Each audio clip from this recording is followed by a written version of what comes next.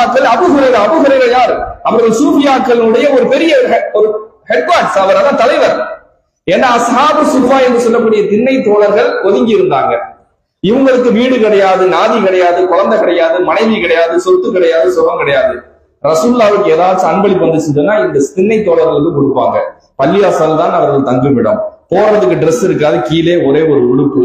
இந்த ஒரு சூஃப்னா கம்பளி, அந்த கம்பளி இடுப்புல கட்டிட்டு மேல போட்டிருப்பாங்க. அதனாலதான் சூஃபியா அப்படின்னு பேர் வந்துச்சு. சூஃபியான்னு சொன்னா கம்பளிகளை போட்டுக்கொண்டு தங்களை பற்றற்றவர்களாக காட்டிக் கொள்பவர்கள். இந்த சஹாபாக்களுக்கு அபூ ஹுரைரா சொன்னார்கள், எனக்கு பெருமானாரிடமிருந்து ஒரு கல்வி வந்துச்சு, இன்னொரு கல்வி நான் சொல்லல. அலி ரலியல்லாஹு பத்தி ரசூலுல்லாஹ் சொல்லும் போது நான் ரகசியமாக அவர்கிட்ட பேசல, அல்லாஹ் தான் பேச சொன்னா. அலி ரலியல்லாஹு தான் தரீக்கத்துகள் பெரும்பாலும் வருகிறது, அபூ ஹுரைரா ரலியல்லாஹு தரீக்கத்து வருகிறது. அப்ப இதற்கு பெயர் என்ன?